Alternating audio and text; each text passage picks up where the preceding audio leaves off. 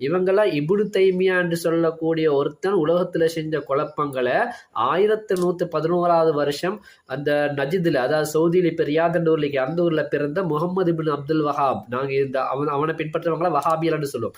அவனால தோற்றுவிக்கப்பட்டு புதுசான கொள்கைகள் எல்லாம் உருவாக்கப்பட்டு மக்களை முஷிரிக்காக்கி காபிர்களாக்கி அவன் இஷ்டத்துக்கு ஃபத்வா கொடுத்து, அது மட்டும் இல்லாம தன்னுடைய கொள்கையை ஏற்றுக்கொள்ளாதவங்களை கொலையே செஞ்சான்.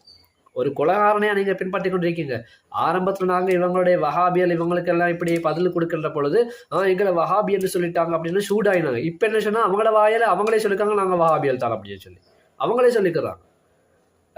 அவங்க வஹாபியல் என்று சொல்லி பெருமையா பேசிக்கொள்றாங்க. ஒரு விஷயத்த நல்லா கேளுங்க. புதுசா வந்த இந்த 40-50 வருஷத்துக்கு முன்னால தமிழ் பேசுற மக்கள் மத்தியில் உருவான இந்த ஜமாத்தை பின்பற்றிக்கிட்டு நாங்க தான் சரியா இருக்கிறோம், மற்றவெல்லாம் முஷ்ரிக், எங்களுடைய தாய் தகப்பனே அல்லது முன்னோர்களே அவங்க தர்காக்கெல்லாம் போயிருந்தாலும் மூடுதில்லாம் போயிருந்தாலும் அதெல்லாம் ஷிர்க்கு தானே அப்படின்னு நீங்க முன்னோர்களை முஷ்ரிக்னு சொல்றீங்கன்னு சொன்னாக்கா அப்ப அந்த காலத்துல இருந்து எல்லாரும் மடையணுவலா?